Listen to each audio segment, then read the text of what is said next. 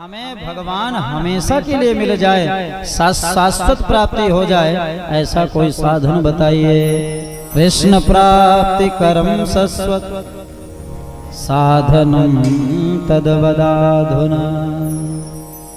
देखो कितने बढ़िया प्रश्न पूछा। इसलिए प्रश्न पूछने वाला भी योग्य होना चाहिए।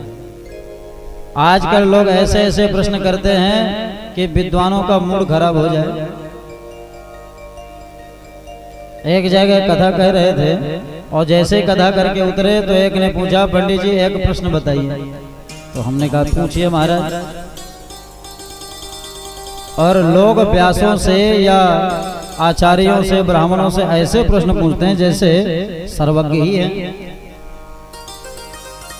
लेकिन ऐसा नहीं है। सर्वज्ञ तो केवल हमारे वेद व्यास जी थे, सर्वज्ञ तो केवल भगवान ही है।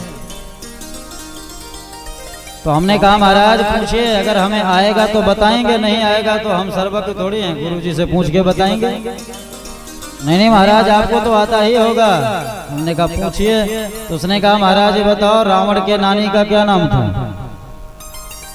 अब हम आकाश की ओर देखने लगे, सिर खुजलाने लगे कि हमें तो अपने ही नानी का नाम नहीं पता, तो रावण के नानी का नाम कौन बताएगा भाई।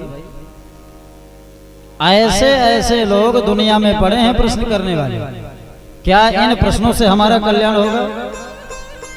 महाराज बताइए सुदामा जी के माता पिता का क्या नाम था। अरे हमें क्या लेना देना है भाई, बिना माता पिता के तो सुदामा जी पैदा नहीं हुए होंगे। लेकिन नहीं, लोग इन्हीं प्रश्नों के पीछे पड़ जाएंगे। क्या कभी हमने कभी ये पूछा कि महाराज भगवान मिलते कैसे हैं?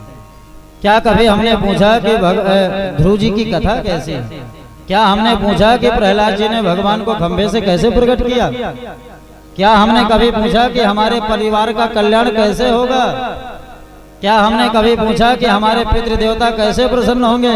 लेकिन नहीं, आज हम वही प्रश्न करते हैं जिससे विद्वान फंस जाए और उनकी बदनामी हो जाए,